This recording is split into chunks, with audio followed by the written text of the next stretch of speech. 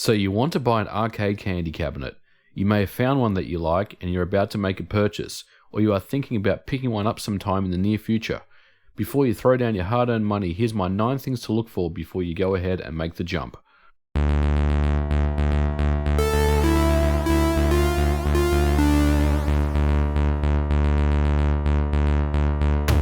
Now before we go into the list, I did want to mention that candy cabinets are fantastic arcade machines. I personally own 2. A Sega Blast City, which I've owned since 2012 and runs like a dream, featuring a now 29-inch tri-sync display, stereo sound, VGA input for easily hooking up a PC, Xbox 360, Dreamcast, etc, etc. This is a perfect candy cabinet for most people that are getting into the hobby. Now over in the USA, Sega Blast Cities are the most common arcade candy cabinet to find, and there are a number of places where you can get one at a reasonable price. On the other end of the spectrum is the Capcom Mini Cute.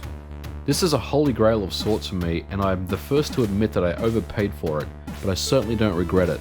As with most Capcom candy cabinets, it's definitely sought after and rare. Featuring an 18-inch Toshiba CRT display and a very small form factor, the Mini Cute is the perfect candy cabinet to stick in the corner of your game room and still have a ton of space left over. I've had this arcade cabinet since 2013, and the monitor is easily rotatable. This is the one that I use for all my vertical PCBs. Number 1. Be careful buying a candy cabinet as a fixer-upper.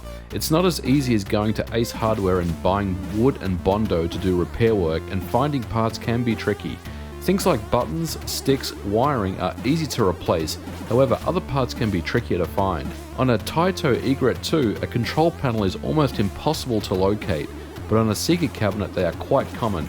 If you're missing the monitor, chassis, metal parts off the cabinet itself like the coin door or locks, you may be searching for months, even years to find the pieces that you need. Even marquee holders are hard to locate, however there are sellers that will make reproductions for you. Number 2. Will the candy cabinet actually fit through your door? Now this may actually sound silly, but most 29-inch candy cabinets are about 900mm wide, and if you measure the length of a door frame, it's around the same. So make sure your cabinet will fit through your door. My Sega Blast City, for example, did not fit through my door, so what I had to do was actually remove the door off the hinges, remove the control panel off the candy cabinet and the back panel, and lift and tilt the cab through the door sideways. Let me tell you, it wasn't much fun at all. So please do some research on the width of the candy cabinet as well as the door frame that you're trying to get it through, because otherwise you may end up with your candy cabinet in a room in the house that you weren't expecting it to be in. Number 3. Screen burn-in, image burn-in, or ghost image, otherwise known as monitor burn, is a permanent discoloration of the areas on an electronic display such as a cathode ray tube or a computer display monitor, TV set, caused by cumulative non-uniform usage of the pixels. Yes, the dreaded monitor burn. Ask the seller to put in a PCB in test mode. See if you can cycle the colors and get to the white color.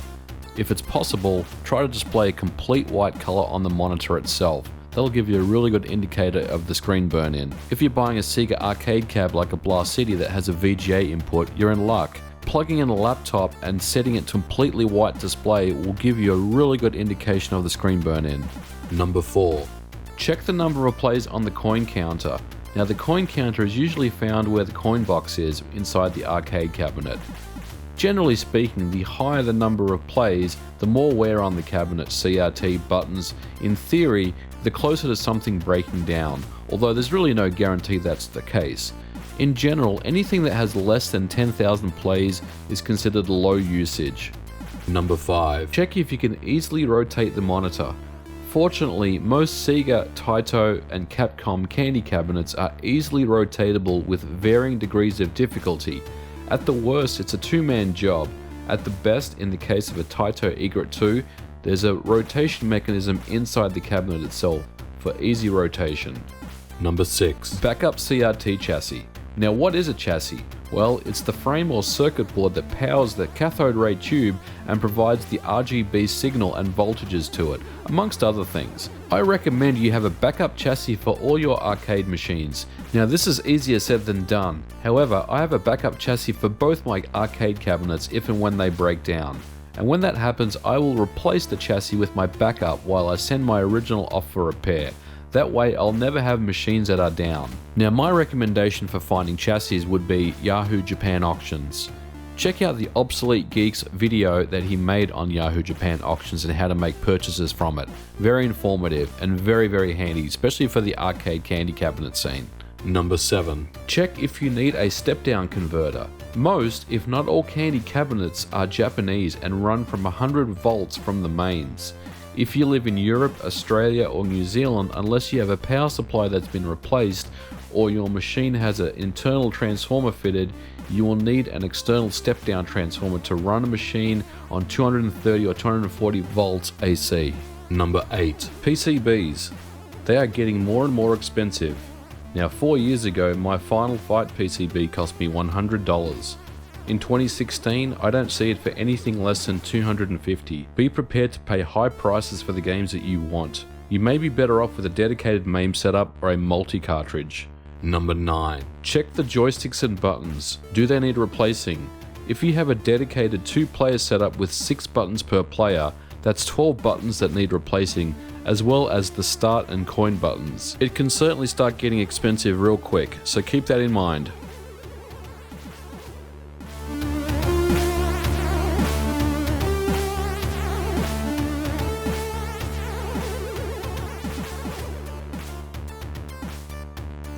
Alright guys, well I hope you enjoyed my 9 things to look for before you purchase a candy cab. Now I'm certainly not trying to discourage people from buying candy cabs, but I just want to make people aware of some of the things that you want to look out for before you commit to purchasing. Well, I hope you guys liked this video. As always, don't forget to rate, comment and subscribe.